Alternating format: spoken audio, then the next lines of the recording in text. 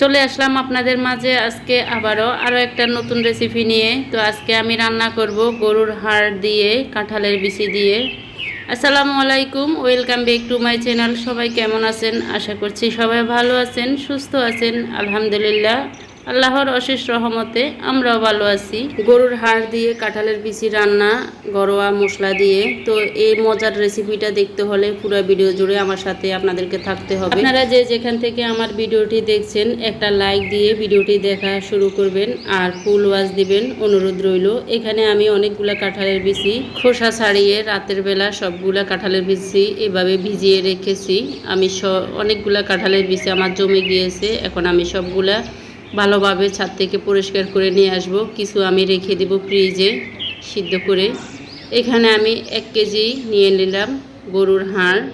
গরুর মাথার অংশের যে হাড়গুলা থাকে ওগুলা নিয়েছি। তো এই তো কাঁঠালের বিচিগুলা পরিষ্কার করে আমি এখন কিছু কাঁঠালের বিচি গরুর হাড় দিয়ে রান্না করার জন্য নিয়ে নিলাম। সবগুলা ভালোভাবে পরিষ্কার করে নিয়ে আসলাম।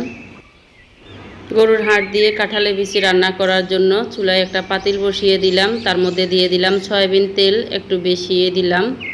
তো এখানে আমি নিয়ে নিলাম 4টা এলাচ, 2 টুকরো দারুচিনি, একটা তেজপাতা, বড় একটা তেজপাতা চিড়ে নিলাম।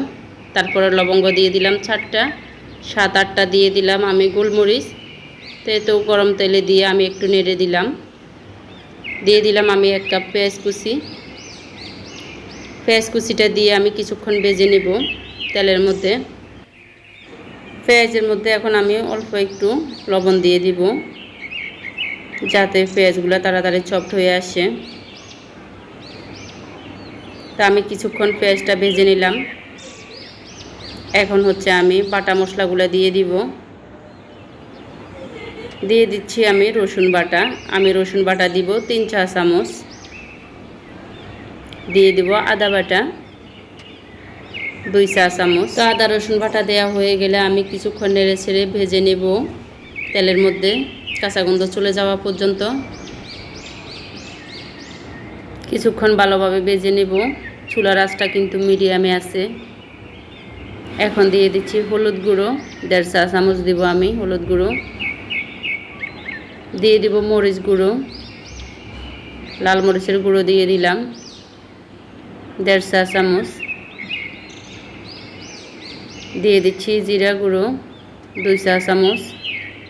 এখন দিয়ে দেব ধনিয়া গুঁড়ো 2 চা চামচ। তো সবগুলো দেওয়া হয়ে গেলে এখন আমি দিয়ে দিচ্ছি গরম মশলা গুঁড়ো। এই চামচে আমি 1.5 চা চামচ দিলাম গরম মশলা গুঁড়ো। দেখেন চা চামচের হাফ হবে এই চামচটা। তো 4 চামচের 4 ভাগের 3 ভাগ দিয়ে দিলাম আমি গরম মশলা গুঁড়ো। তো সবগুলা দিয়ে আবারও কিছুক্ষণ আমি ভেজে নেব মশলাগুলা।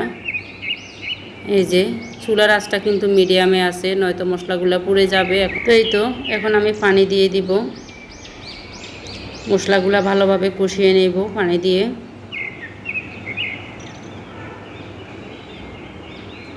এভাবে কিন্তু আপনারা চাইলে কাঁঠালের বিচি দিয়ে গরুর মাংসের হাড় দিয়ে রান্না করতে পারেন, খুবই টেস্ট লাগে। এখন তো কাঁঠালের সিজন। তা আমার অনেকগুলা কাঁঠাল খাওয়া হয়েছে, কাঁঠালের বিচি অনেকগুলা জমে গিয়েছে। এই জন্য আমি সবগুলা কাঁঠালের বিচি খোসা ছাড়িয়ে পরিষ্কার করে ফ্রিজে রেখে দিয়েছি কিছু, আর কিছু দিয়ে এখন গরুর মাংসের হাড় দিয়ে রান্না করতেছি। তো এই তো আমার মশলাগুলা কষানো হয়ে গেছে। এখন আমি হাড়গুলা দিয়ে দিলাম।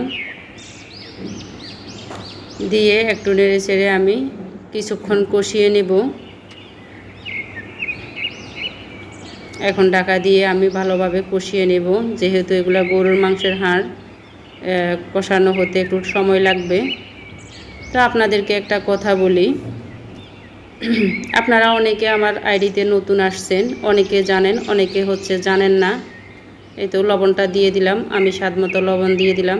তো যে কথা বলতেছিলাম, নিতুর কাহানি বলে একটা আইডি আছে। ওই দিদিভাইটা কিন্তু খুবই বিপদে আছে।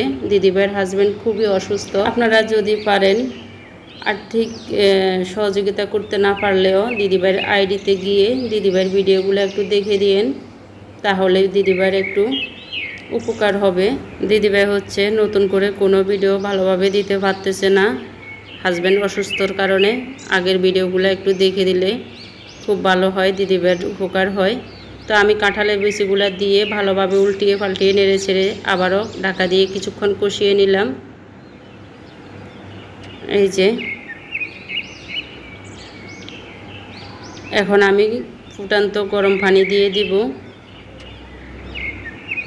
ফুটান্ত গরম পানি দিয়ে আমি আবারও ভালোভাবে কষিয়ে রান্নাটা করে নিব। আপনারা যারা আমার চ্যানেলটি আজকে নতুন ভিজিট করছেন, আমার রেসিপিটা ভালো লাগলে চাইলে আমার চ্যানেলটা সাবস্ক্রাইব করে আমার পাশে থেকে যেতে পারেন।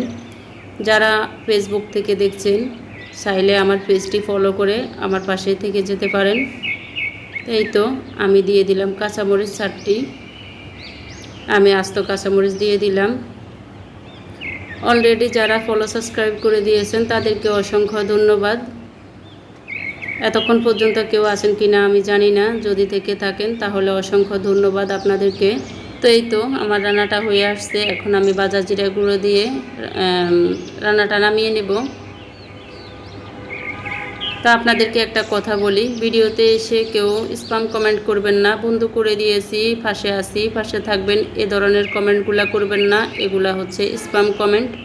আপনারা আমার কমিউনিটিতে গিয়ে একটা লেটার রেখে আসবেন, আমি সময় মতো ব্যাগ দিয়ে দিব। হয়তো 2-1 দিন দেরি হতে পারে, আমি কিন্তু সময় মতো ব্যাগ দিয়ে দিব। তা আমি ভাজা জিরে গুঁড়ো দিলাম 1.5 চা চামচ। এই তো আমার রান্নাটা হয়ে গেছে। আপনাদের কাছে কেমন লেগেছে কমেন্টের মাধ্যমে জানাবেন। আপনারা এইভাবে গরুর মাংস বা হাড় দিয়ে কাঁঠালের বিচি দিয়ে রান্না করে খেয়ে দেখবেন, খুবই টেস্টি হয়। তো আজকে এই পর্যন্ত, আবার নতুন কোনো রেসিপি নিয়ে আপনাদের মাঝে চলে আসব। সে পর্যন্ত সবাই ভালো থাকবেন, সুস্থ থাকবেন। আল্লাহ হাফেজ।